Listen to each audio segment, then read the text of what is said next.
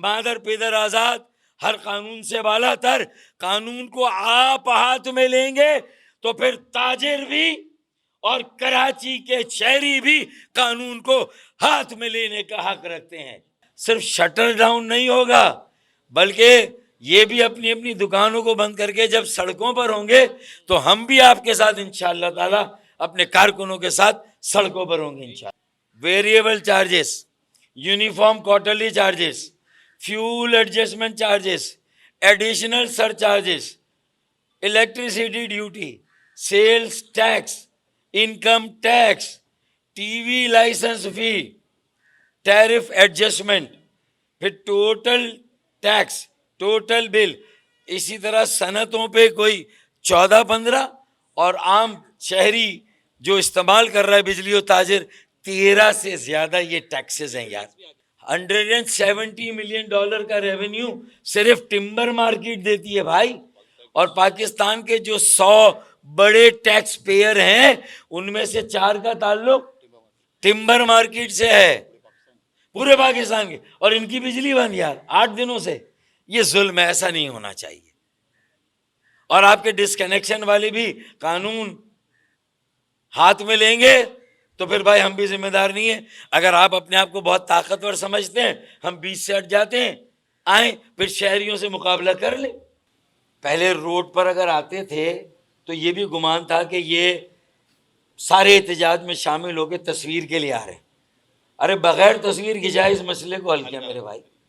اب مسائل کے حل کرنے کا وقت ہے، تو اپنی سیاسی طاقت کو استعمال کر کے سیاست کیوں کی جاتی ہے؟ عوام کے بنیادی مسائل حل کرنے ہیں نا، مہنگائی کو کم کرنا ہے، گیس بجلی پانی کے ان مسائل کو حل کرانا ہے۔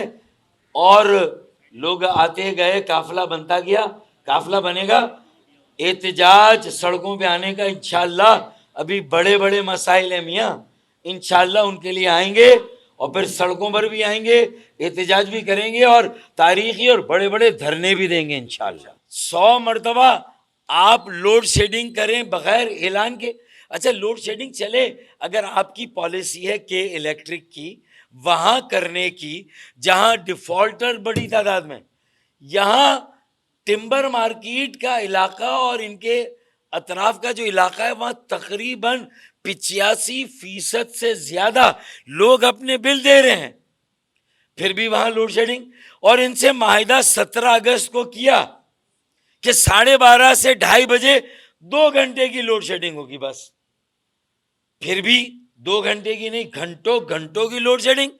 اور اوپر سے جب انہوں نے نوٹس دیا کہ اب ہم بل نہیں دیں گے، صرف حالیہ بل، تازہ بل، پچھلے سارے بل ادا ہیں، ایک بل نہ دینے کی پاداش میں اپنے بے رحم ڈس کنیکشن کے عملے کو بدتمیزی کے ساتھ، دنیا بھر کی صلاحاتوں کے ساتھ ان کے اوپر ایسے چھوڑ دینا، میں سمجھتا ہوں کہ یہ بہت بڑا ظلم اور بہت بڑی زیادتی ہے۔ سارے سرکاری ادارے ہوں خدمات کے یا نجی ادارے ہوں، وہ اپنے آپ کو ہر طرح کے قانون سے بالا تر سمجھتے ہیں۔ مصطفیٰ بھائی بھی، خالد بھائی بھی بار بار کہہ چکے ہیں کہ لائسنس ختم ہو گیا، نیا لائسنس ایکسکلوزیو رائٹ کے طور پر نہیں ہونا چاہیے۔ باقی جو بجلی کے شعبے میں آ کر کام کرنا چاہتی ہے کمپنیاں، ان کے لیے کھلا میدان ہے، اور یہ پالیسی بن گئی ہے، جو کمپنیاں آنا چاہتی ہیں آئیں، بڈ کریں، حکومت کو آفر دیں اور اپنا حصہ لیں، اور اپنے حصے کی بجلی فراہم کرنے کی ذمہ داری لیں، اور اپنے اپنے علاقوں میں اپنی بجلی تقسیم کریں، آئیں۔